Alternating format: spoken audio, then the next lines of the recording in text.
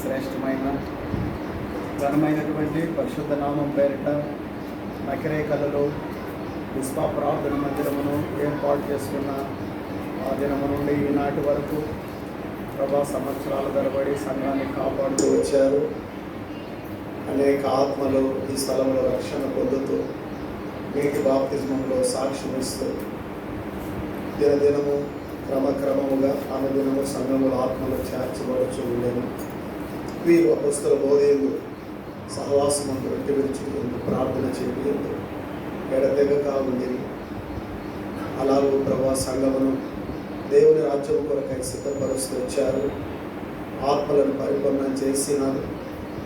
వయసు మీరినప్పుడు ఈ లోకం వదిలి దేవుని యొక్క రాజ్యం కొరకై సిద్ధపరచబడిన అనేక మంది వెళ్ళిపోయారు.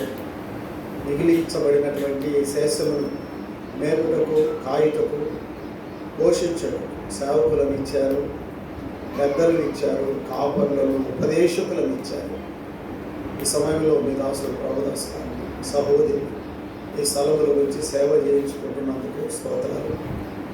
ఇంతవరకు ఆయన మాకు తోడుగా ఉన్నాడని చెప్పి ఎబెనేజరు అని పేరు పెట్టి హృదయకాలం మిమ్మల్ని స్తుతిస్తున్నాను.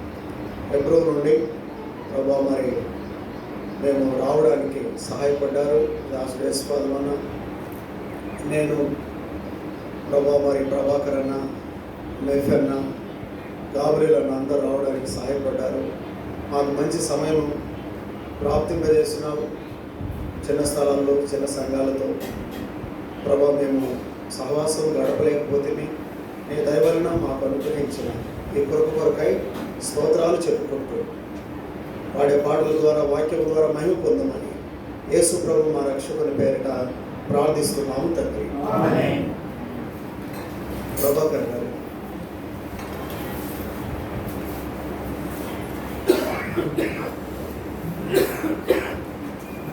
గాబ్రియల్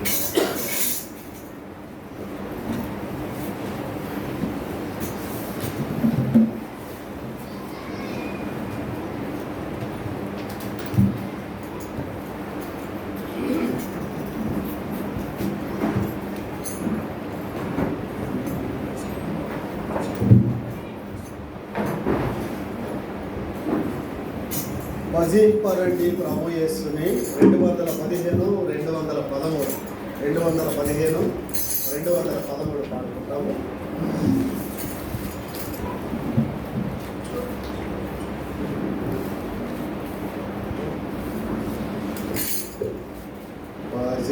భజింపరండి ప్రభు యేసుని ఆత్మ సత్యములతో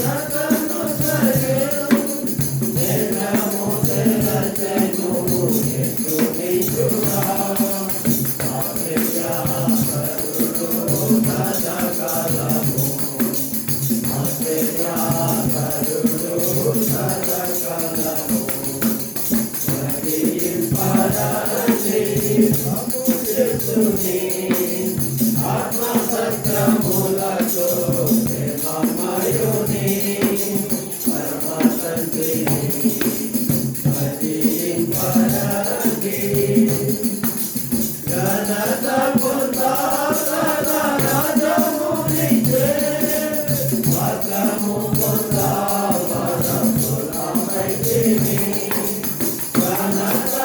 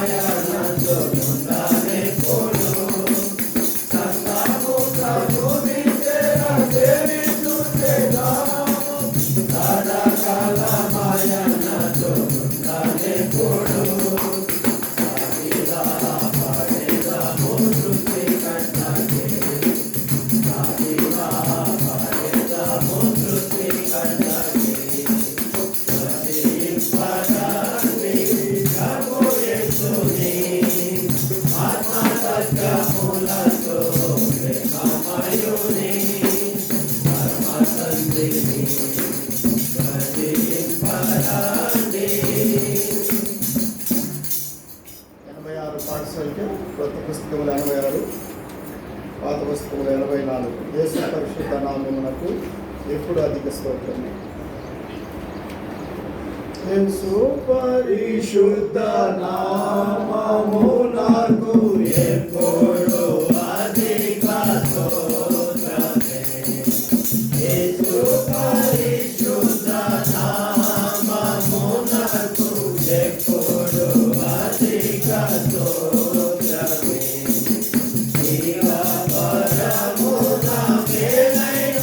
స్తోత్రమే.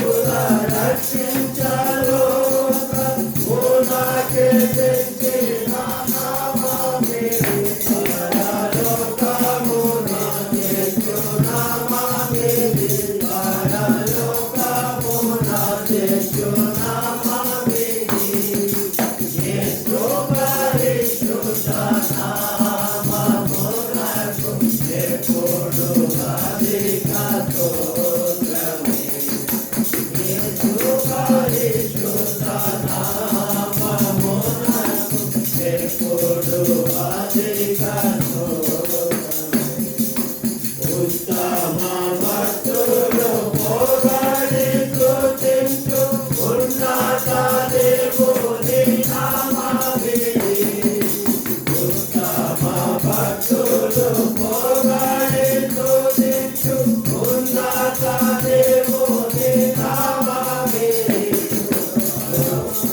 ప్రకాశించే నామా వేది లోకమంతా ప్రకాశించే నామా వేది యేసు పరిశుద్ధ నామమునకు ఎప్పుడు అధిక స్తోత్రమే యేసు పరిశుద్ధ నామమునకు ఎప్పుడు అధిక స్తోత్రమే శోధన గాథల కష్ట సమయాన ఓదార్చినాడు పూర్ణమా వేది శోధన గాథల కష్ట సమయాన ఓదార్చినాడు పూర్ణమా వేది ఆటంకము తిరిగేయో నామా వేది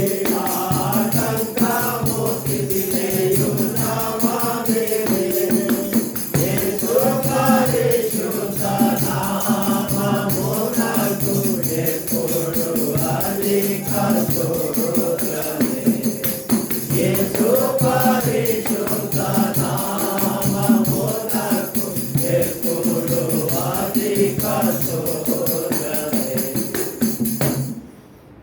245 పాత పుస్తకంలో 243 క్రొత్త పుస్తకంలో 245 పాత పుస్తకంలో 243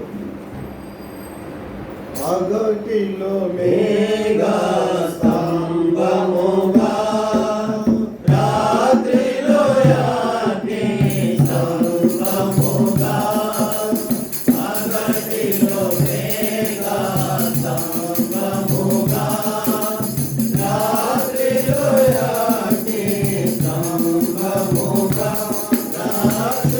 రాక్షసుడముగా నుండి రాక్షసుడముగా నుండి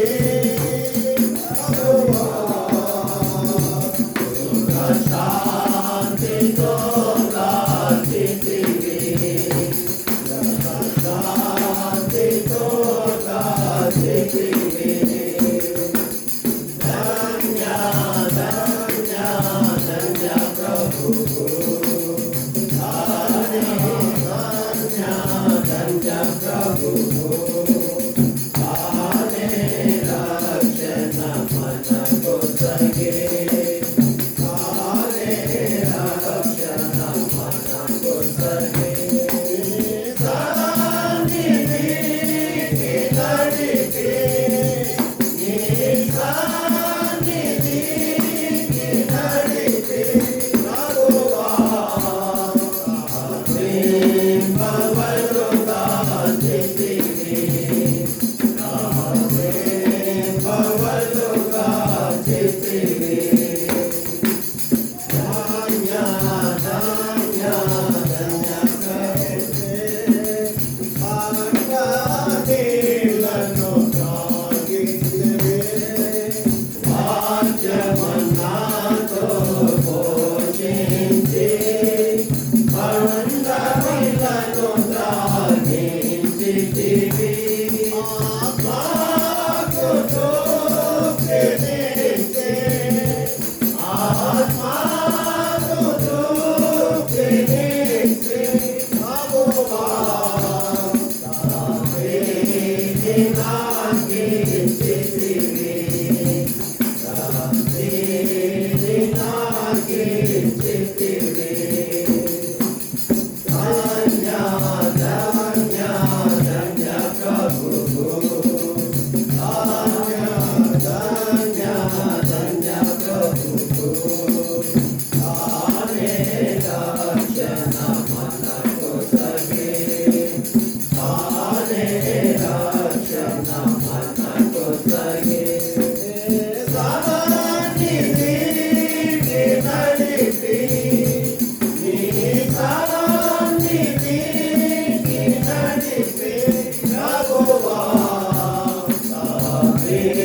ప్రేమవలుగా చేతివి ప్రేమవలుగా చేతివి ఆత్మీయ సుందర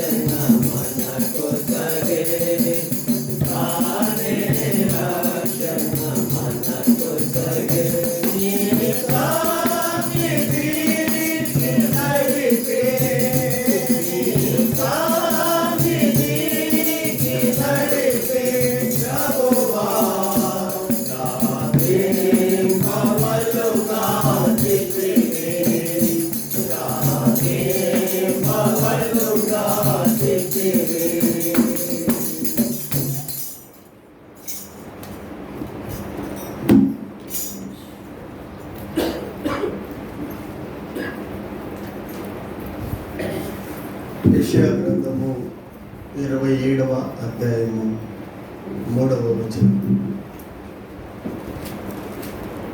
బైబిల్ కలిగి అందరము ఈ వచనాన్ని చదువు.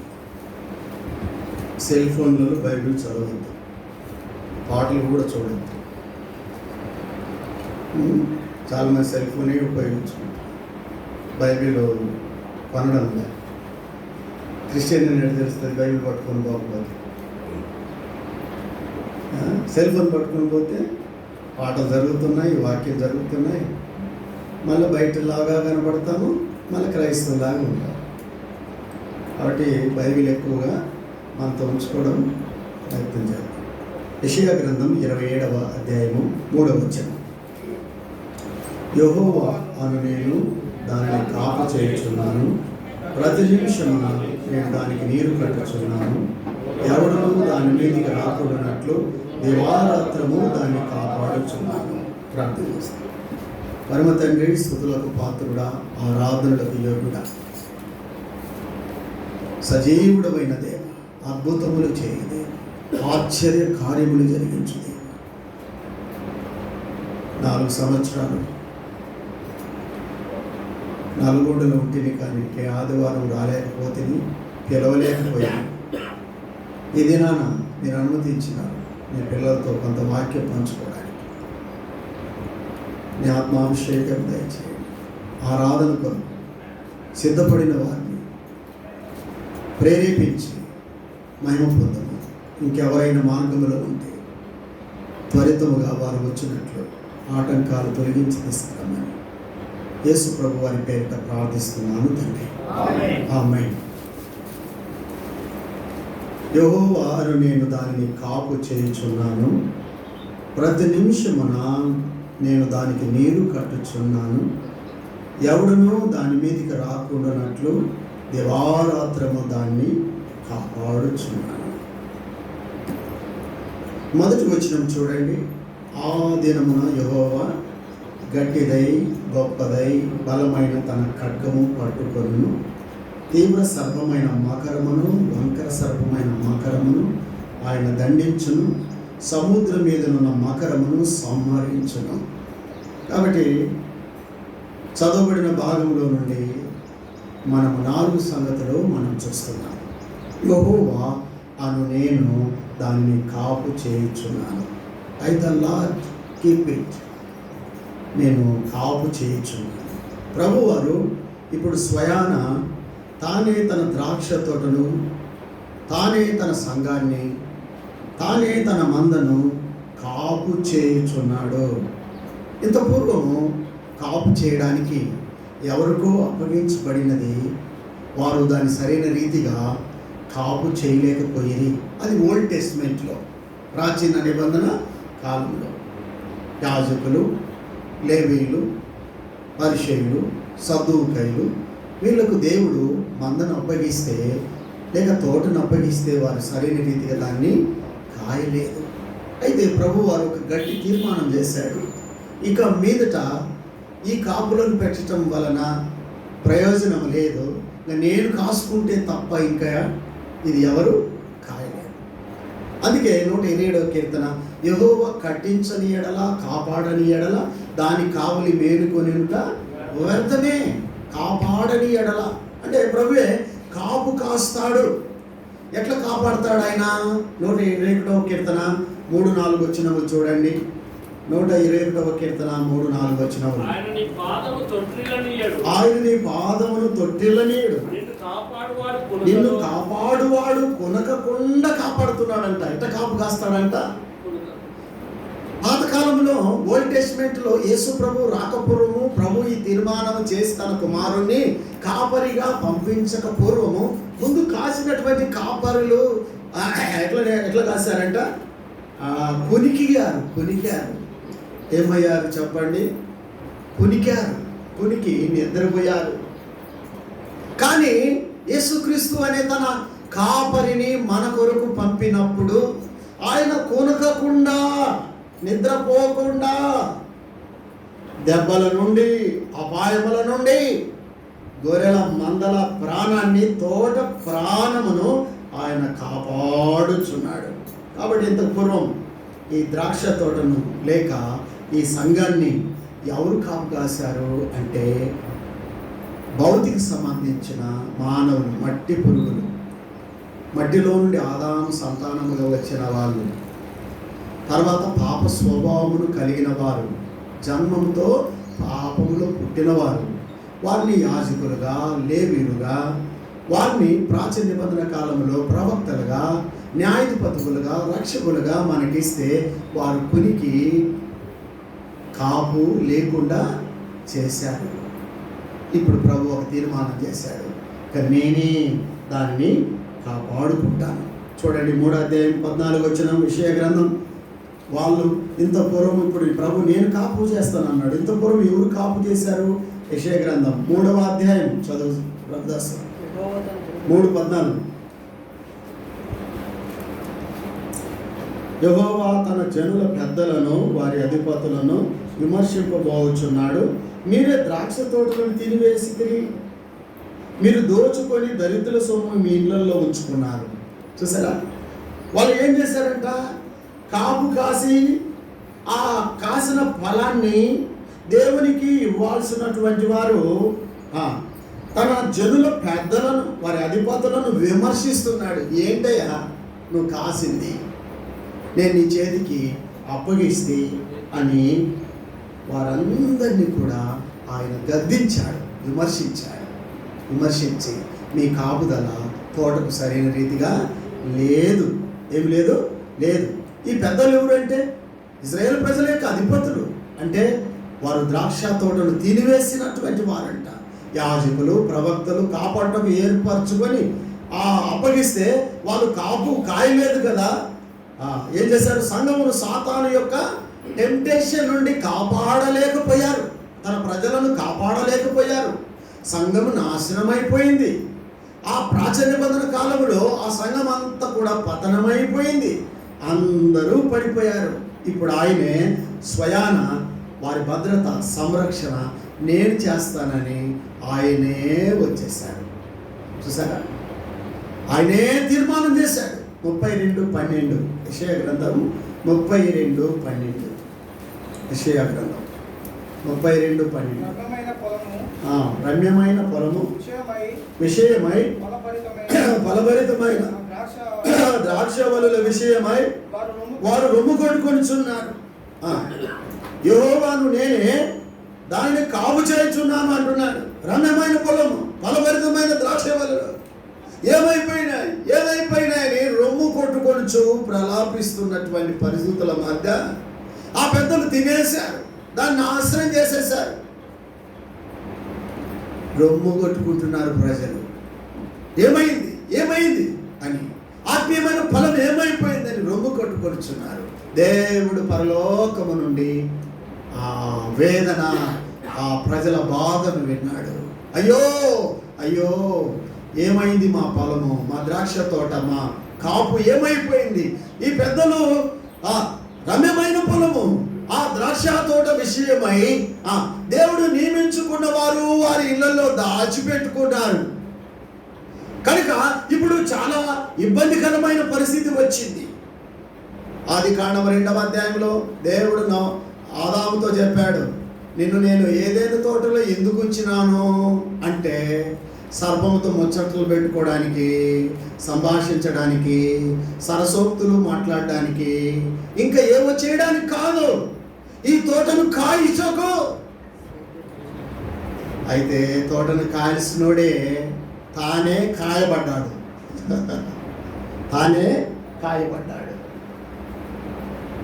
తినివేయబడ్డాడు. చూసారా? ప్రభువారు ఏమంటున్నాడు? కావలి ఉంచాడు. అదే సమయంలో కాయుతాడు, నీ తమ్ముడైన హేబేలు ఎక్కడ? నేనేమన్నా కావలి వాణ్ణా? మా నాయనే కదా కావలోడు, నేను కాదు కదా అని అన్నాడు. నేను కావలి వాణ్ణా అంటే అర్థమైంది, మా డాడీనే కదా కావలి వాడు తోటకు, నాకు చెప్పలేదు కదా నువ్వు అని అన్నాడు. అంటే ఆజ్ఞ ఒకసారి అందరికీ దేవుడు ఇచ్చేది, ఆదాముకి ఇస్తే అందరికి ఇచ్చినట్లు కయ్యనుకు మళ్ళీ ఒక ప్రత్యేకమైన మెసేజ్ ఇవ్వాలంట. ఈ మెసేజ్ అందరి కోసమా, ఒకరి కోసమా? అందరి కోసమే. కానీ నాకు కాదులే అంటే అలాగా పతనమైనటువంటి పరిస్థితుల మధ్య ఏం చేశాడంట? తన భక్తులను తొట్టిల్లకుండా, ఆయన పతనం కాకుండా ఆ తోటను ఆయనే నేను కాపు చేయుచున్నాను అంటున్నాడు. ఎప్పుడు లేస్తాడంట కాపు చేయడానికి? 45వ కీర్తన 5వ వచనం. ఆయన మేలుకొని నిద్రపోకుండా ఉండి రాత్రంతా ఆయన ఎప్పుడు లేస్తాడంట? చదవండి 45:5. నీ బాణములు వాడిగలవి, ప్రజలు నీ చేత కూలుదురు. నీ బాణము రాజు శత్రువుల గుండెలో చొచ్చును. దేవా, నీ సింహాసనం నిరంతరము నిలుచును. నీ రాజదండం న్యాయార్థమైన. ఆయన అరుణోదయమున 45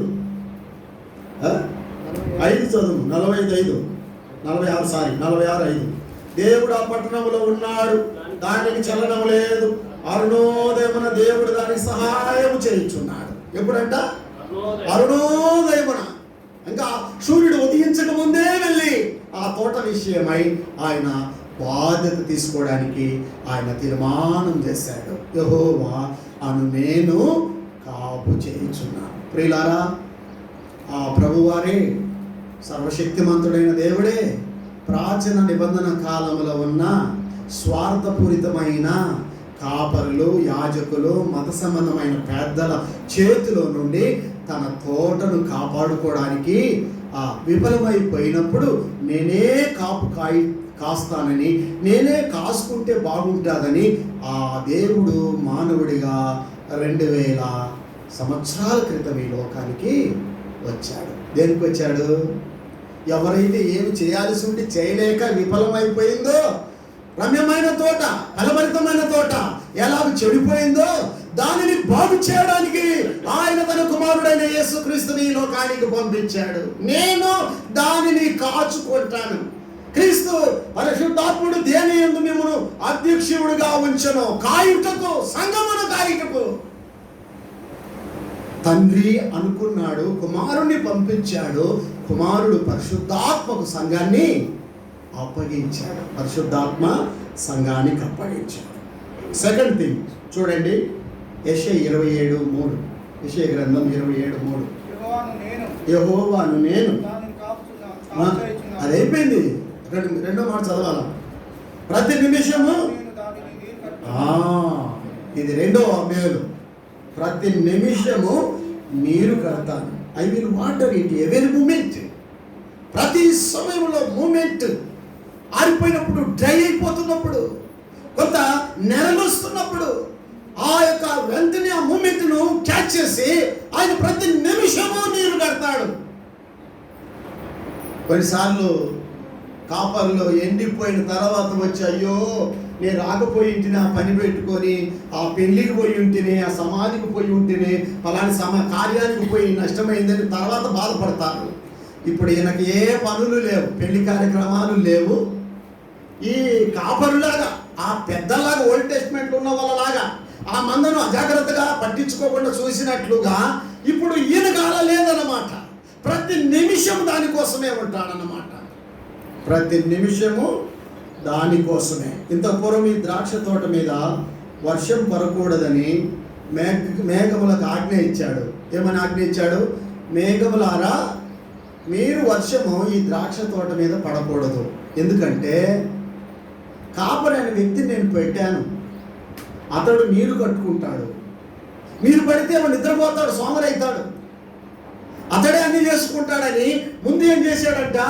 వర్షము పడకూడదని మేఘములకు ఆజ్ఞాపించాడంట. చదవండి. ఇప్పుడైతే 5వ అధ్యాయం 6 వచ్చిన యెషయా గ్రంథం 5:6. యెషయా గ్రంథం 5వ అధ్యాయం 6 వచ్చిన. అది శుద్ధి చేయబడదు, పారదు, త్రవ్వబడదు. దానిలో గచ్చ పొదలను, బలురక్షి చెట్లను బలిసియుండును. దాని మీద వర్షింపవలదని మేఘములకు ఆజ్ఞాపించాడు. ఇంత పూర్వం ఏం చేసినాడంటే మేఘములకు ఆజ్ఞాపించాడు వర్షము పడకూడదు. గోరింత పొదలు, గచ్చ పొదలు ఏమన్నా పడితే కాపరైన వాడు ఉన్నాడు కాబట్టి దాన్ని తీసేసుకుంటాడు, ఆయనే త్రవ్వేసుకుంటాడు, ఆయనే అన్ని రకాలైనటువంటి ఉపకారాన్ని చేయాలి ఆ తోటకు. అప్పుడు వర్షం పడకూడదని నేను ఆజ్ఞ ఇచ్చి ఉన్నాను. అయితే ఇప్పుడు ఆ తోటకు అవసరమైనప్పుడల్లా నేను నీరు కడతాను, ప్రతి క్షణము నీళ్లు పోస్తాను. ఇంతకుముందు తోటమాలి ఆధీనంలో సంఘము ద్రాక్షవనం ఉన్నది. ఇప్పుడు తోటమాలి ఆధీనంలో సంఘం ఉన్నది. దయచేసి చూడండి, లూకా 13:7. లూకా 13:7. లూకా 13వ అధ్యాయము 7వ వచనం.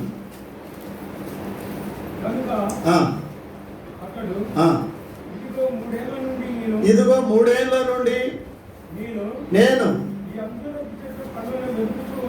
ఈ అంజూరపు చెట్టున ఫలములను వెదకుచున్నాను, కానీ ఏమీ దొరకలేదు. దీనిని నరికివేయము, ఎలా వ్యర్థమైపోవాలని తోటమాలితో అన్నాడు. ఇంత పూర్వం ఏమన్నాడు చెప్పండి? తోటమాలితో అన్నాడు. ఏమన్నాడు తోటమాలితో? ఇంత పూర్వం ఎవరు కాపు కాస్తున్నారు? తోటమాలి కాపు కాస్తున్నాడు. అయితే తోటమాలి ఆధీనంలో ఇప్పుడు ఇంత ముందుకు తోట ఉన్నది. ఇప్పుడు ఆయనే తోటమాలి అయి తన ప్రేమ వర్షాన్ని, చల్లని మంచును ఆ తోటకు కురిపిస్తున్నాడు. చదవండి, హోషేయ గ్రంథం 14:5. హోషేయ గ్రంథము 14:5. ఇప్పుడు వర్షం అవసరం లేకుండా ఆయనే చూడండి ఎట్టున్నాడో. చెట్టునకు మంచున్నట్లు అవసరమా వర్షము? వర్షం అవసరమా? నేనే చెట్టుకు మంచులాగా ఉంటాను. మంచు ఏ చెట్టుకైతే ఉందో ఆ చెట్టుకు నీళ్ళు అవసరం లే. ఇంకొక విషయం కూడా చెప్తా. మామూలుగా నీళ్లు కట్టే చెట్లకు తెగులు వచ్చి పురుగు బట్టి బూజు బట్టి పాడైతాయి. కానీ మంచున్న చెట్టుకు బూజు పట్టదు, మంచున్న చెట్టుకు పురుగు రాదు. ఎందుకంటే ఆ కూల్కు రాదు, బ్యాక్టీరియా రాదు, ఏ చెడుది రాదు, చెడ పురుగులు రావు. అది వెరీ అంటే ఆకులు కూడా ఏమాత్రం ప్రకాశంగా ఉంటాయి, చెట్టు కూడా గ్రోగా ఉంటుంది, అందంగా ఉంటుంది. చూసారా, నేనే ప్రతి నిమిషము నీరు కట్టుకుంటున్నాను అని అంటే నేను చెట్టుకు మంచులాగా అంటుకొని ఉంటాను. వాక్యమనే నీటిని ఆయన కడుతున్నాడు. కీర్తన 1:3. అతడు నీటి కాలువల ఎవరన్నా నాటబడిన చెట్టులాగా అతడు ఉంటాడు. కీర్తన 46:4 ఒక నది కలదు, ఆ నది 4 శాఖలుగా పారుతూ ఆ కోట అంతటిని తడిపేస్తా ఉంది. అంతటిని అంటే ఒక ఇంటిని కూడా, ఒక వ్యక్తిని కూడా పోగొట్టుకోకుండా కాపాడుకుంటున్నాడు. ఆ కాపరులైతే వాళ్ళు వస్తే మందిరానికి రాకపోతే అంటారు, వాళ్ళని దర్శించేది లేదు, పోయేది లేదు. పెద్దలు అంటారు, యాజకులు అంటారు, వాళ్ళేం దశంభాగం ఇవ్వడం లేదు, అంత ప్రయాసపడిపోవాల్సిన పరిస్థితి లేదు అని రకరకాలుగా ఓల్డ్ టెస్ట్మెంట్లో. ఇప్పుడైతే మనం గమనించాలి ప్రియులారా, ఏమని? ప్రభువే నీరు కడుతున్నాడు. ఏ నీరు? వాక్యం అనే నీరు. సువార్త ద్వారా వాక్యం అనే నీరు కడుతున్నాడు. యెషయా 58:11 నీరు కట్టిన తోట వలె ప్రతి క్షణం నీరు పోస్తూ ఆకు వాడకుండా దాన్ని కాపాడుతున్నాడు. యెషయా 36:6-7 అరణ్యము, అడవి, ఎండిన భూమి ఉల్లసించి కస్తూరి పుష్పములు కాసేటట్టుగా నీళ్లు కడుతున్నాడు. 1 కొరింథీ 3:6 వ్రాయబడినది, ఒకడు నీళ్లు పోసాను, ఒకడు వృద్ధి పొందించాను. కాబట్టి రెండవ ఉపకారం ప్రభు నేనే దాన్ని కాపు చేయిస్తాను అని కాపాడుకోవడం కాకుండా, ఇప్పుడు రెండవదిగా నేనే దానికి నీరు కట్టుకొచ్చున్నాను, స్వార్థ చెప్పుకుంటున్నాను, వాక్యం చెప్పుకుంటున్నాను. కనుక మీరు పోయి ధర్మశాస్త్రాన్ని బోధించి మీరు చేసే ఆ పని ద్వారా మేలు జరగడం లేదు. నేనే నీరు కట్టుకుంటున్నానని క్రొత్త నిబంధన సంఘానికి ఆయనే నీరు కట్టుకుంటున్నాడు.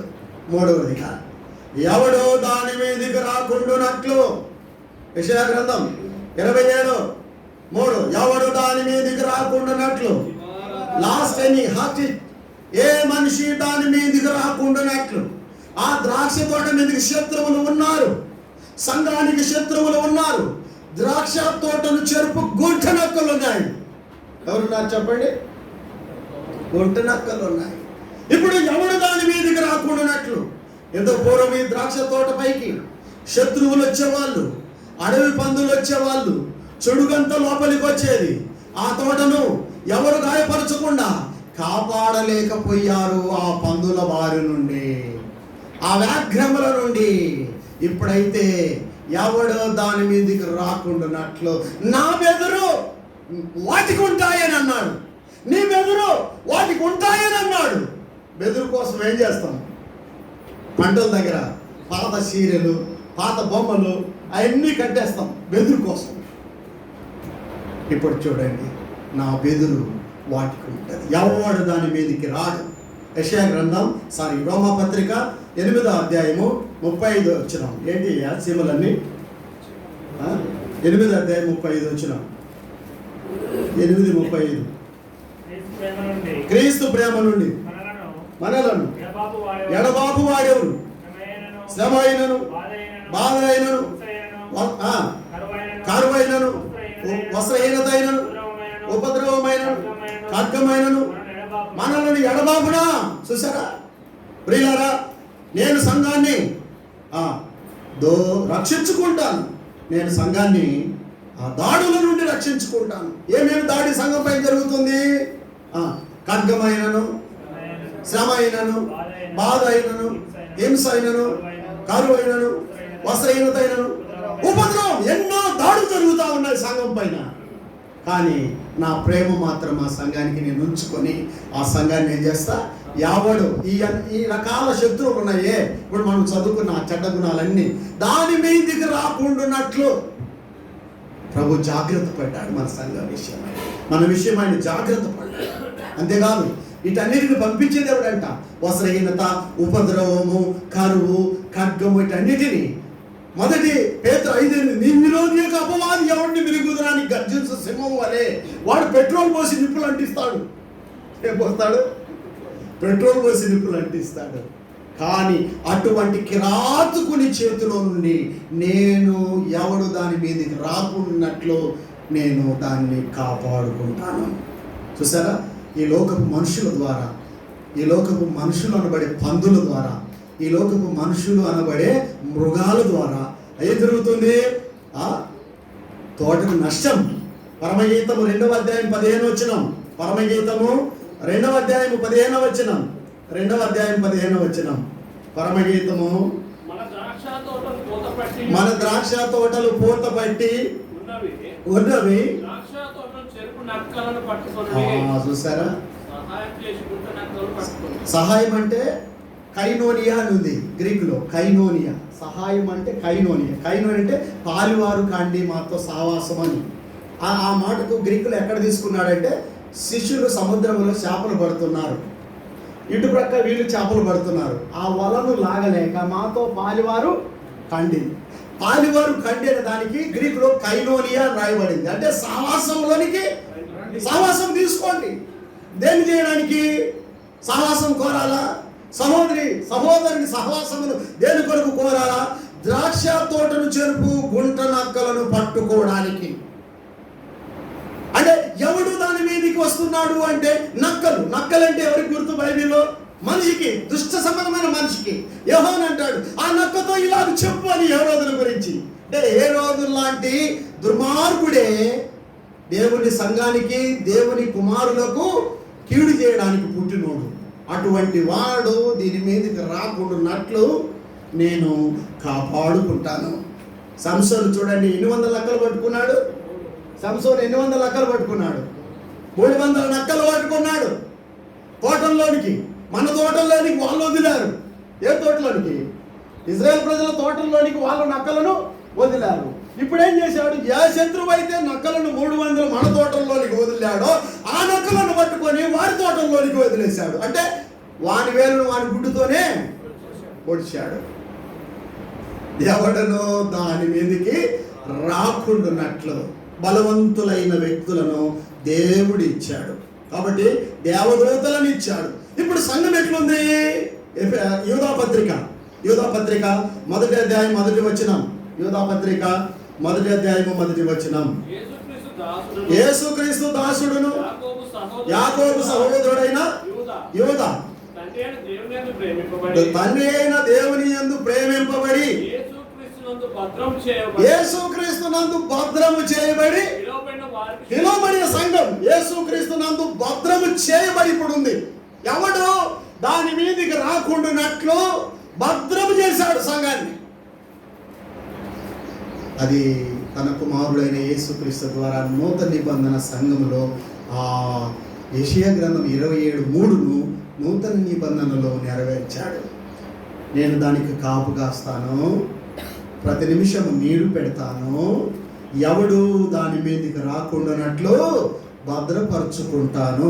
కీర్తన 34:7 యెహోవా యందు భయభక్తులు గలవారి చుట్టూ ఆయన దూత కావలి ఉండి వారిని భద్రపరచును. రక్షించును వేరే, భద్రపరచును. యేసుక్రీస్తు నందు భద్రపరచబడినది. లేకపోతే మనం ఏమైపోయిందో తెలుసా? తోటంతా నాశనం అయిపోయింది. శత్రువు ఊరుకున్నాడా? నక్కలను, కుక్కలను, పందులను ఈ తోటపైకి పంపిస్తున్నాడు.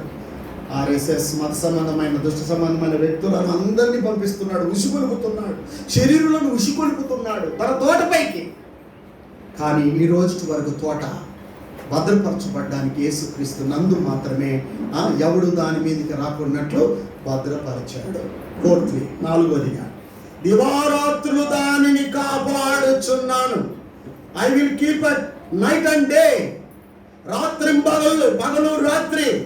ఈ ద్రాక్ష తోట తన ఇష్టమైనది. పగలు రాత్రి చూసుకుంటూనే ఉన్నాడు. ఎప్పుడు నిద్రపోయాడు మరి? పగలు రాత్రి దేనిని కాపుగా ఇచ్చున్నాను అంటున్నాడు. నిద్ర ఎప్పుడు పోయాడు? అతడు కునుకడు, నిద్రపోడు. దేనికోసము? నాకు తెలుసు, 4 బిడ్డలకు నా భార్య జన్మనిచ్చింది. 4 బిడ్డలకు సేవలు పుట్టారు. కానుకలు కూడా మా అత్త మామల మీద మా భార్యను వదిలేయలే నేను. ఎందుకంటే చేసుకోకుండా మా మీద వదిలిపెట్టినాడన్న ఆ మాట రాకూడదని డెలివరీస్ ద్వారా హాస్పిటల్లో డెలివరీ చేయించుకొచ్చుకొని నేను కాపాడుకునేది. రాత్రి పగళ్ళు ఆమె నిద్రపోకుండా రాత్రి అంతా మేలుకొని ఉండేది. అట్లా ఒక తల్లి తన బిడ్డల కోసం రాత్రి పగళ్ళు నిద్రపోదు. తండ్రి మాత్రం అంటుంటాడు. తండ్రి ఏమంటున్నాడు? నిద్రపోతుంటాడు. మరి ఆయన కంటేనే కదా ఈమె కనింది. ముందు ఆయన కడుపులో కంటే తల్లి భూమి మీదకి కంటది. ఇద్దరు కన్నారు కదా. అందుకే అబ్రహాం ఇస్సాకును కానీ, ఇస్సాకు యాకోబును కానీ, మత్తయి సువార్తలో మొగళ్ళే కంటారు. మొగళ్ళు ఎప్పటికి కంటారంటే అమ్మ కడుపులో కంటారు. తర్వాత తల్లి భూమి మీదకి కంటుంది. ఇద్దరు కన్నారు కదా. ఆ తల్లి ఎందుకంతా మేలుకొని ఉంటుంది, ఈ తండ్రి ఎందుకు మేలుకోడు? కన్నా వ్యక్తి మాత్రము రాత్రి పగల్లో ఆయన కాపాడుతూ ఉన్నాడు. చూసారా? ఇప్పుడు పరమగీతం 8:12 చూడండి. పరమగీతము 8వ అధ్యాయము 12 వచనం. పరమగీతము 8:12.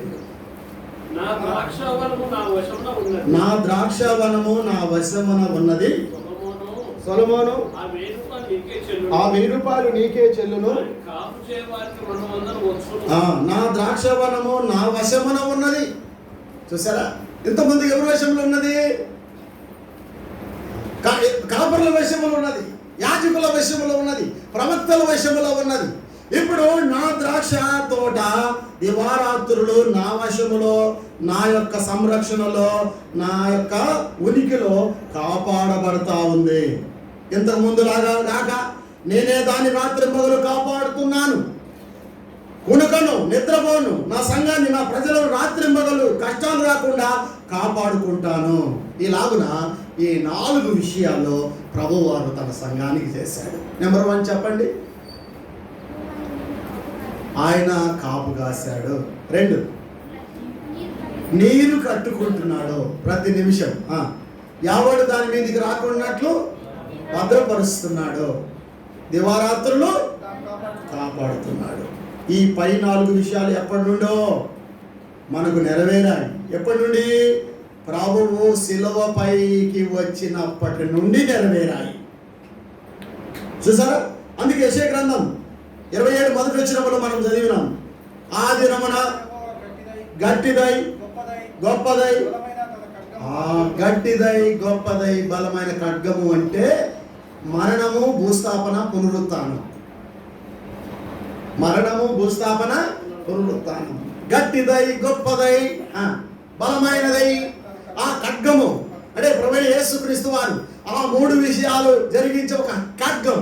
మకర సర్పమును, వంకర సర్పాన్ని శిలువ చేత నలగొట్టి త్రొక్కివేసి ఆ ఖడ్గము చేత, మరణము, భూస్థాపన, పునరుత్థానము చేత ఆ దినము నుండి 3వ వచనంలో ఉన్న విషయం అంతా శిలువ ద్వారా మనందరికి సంక్రమించింది. ఇప్పుడు 4వ వచనం చూడండి. 4వ వచనం. నా యందు క్రోధము లేదు, గచ్చ పొదలు, బలు రక్కసి చెట్లు ఒకవేళ ఉండిన ఎడల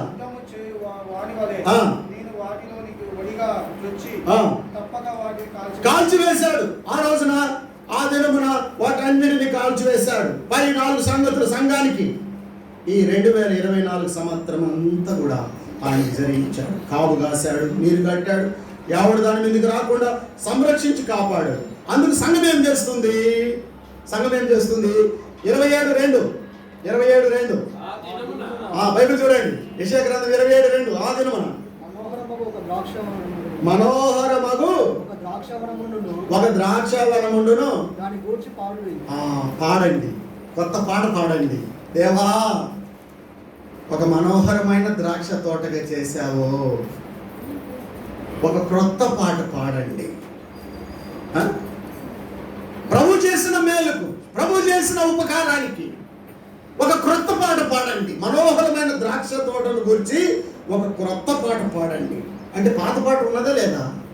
ఉన్నది పాత పాట. ఏంటి పాత పాట? సంఖ్యాకాండం 21:17-18 ఏలికలు అధికారులు బావిని త్రవ్విరి, తమ అధికారము చేత ఆ నీళ్లను ఆ బోధ సంఘాలు ఎండిపోయినాయి, వాడిపోయినాయి, మోడుబారిపోయింది. ఆ బావి నీళ్లు కట్టిన ధర్మశాస్త్రమైన నీళ్లు కట్టిన ద్రాక్ష తోట ఎండిపోయినది. పాత పాట, పాత పాట, పాత పాట. తర్వాత యెషయా 5 మొదటి వచ్చినప్పుడు చూడండి, పాత పాట, పాత పాట.